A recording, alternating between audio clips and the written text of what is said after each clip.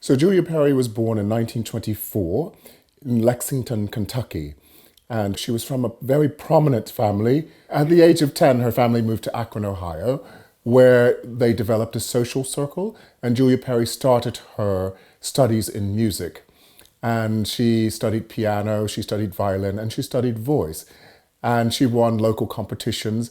And then later she went on to Westminster Choir College, which is one of the premier choir colleges in the US. She then studied at Columbia and Juilliard, and then later she studied at Tanglewood. And there she met Luigi Dallapiccola, who became her mentor and teacher. And she won 2 Guggenheim fellowships to go and study with him in Italy, in Florence. And she became fluent in Italian, and she was known locally, and she developed her style. She also studied with Nadia Boulanger at Fontainebleau and won the prize for her viola sonata, which isn't extant, at Fontainebleau that summer.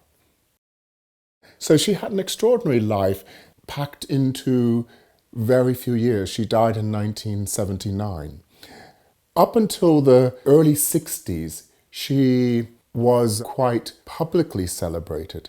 But as her life went on, the commissions came fewer and fewer, and she became more and more ill and therefore unable to promote herself as a composer, and there was no one else to do it for her.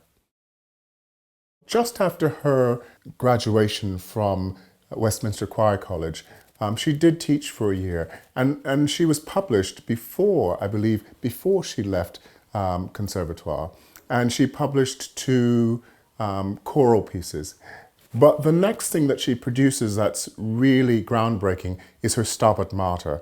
And it is based on the traditional liturgy of the mother standing, observing her son dying in the Catholic liturgy. She uses a lot of chromaticism in it. She uses a lot of suggestion of melody, but not really long melodies.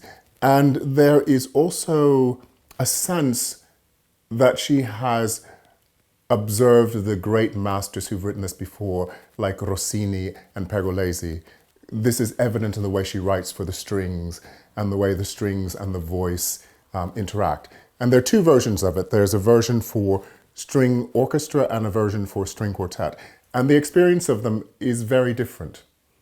So after that, she wrote a piece called Short Piece for Orchestra.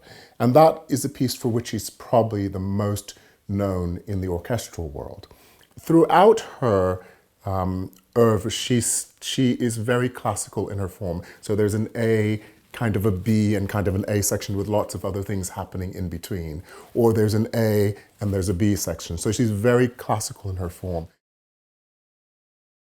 This piece, Homage to Vivaldi, or Requiem for Orchestra, which is the other name for it, was composed in 1959. And it was probably the next pivotal piece for her. This piece starts to develop that serialism that she learned from Dallapiccola. And she's never really quite a serialist. It's a bit like Berg, who makes wonderful music in the 12-tone kind of way, but still writes lovely melodies.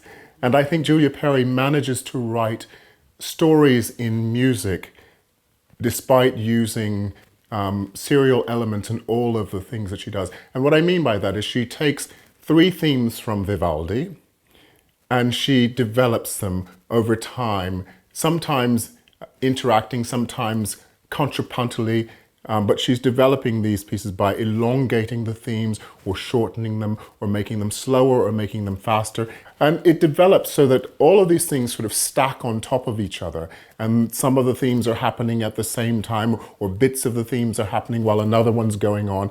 And it builds up to what I think is almost like William Grant Still's Afro-American Symphony or Gershwin-esque kind of sound, very lush sound. And at the end of it, we come to this long, big chord and an abrupt end. And the chord reminds me of the end of sort of a Renaissance dance in a movie series or something like this. You know, it has this wham, bump, and it stops, you know, where they sort of take the last step and pose.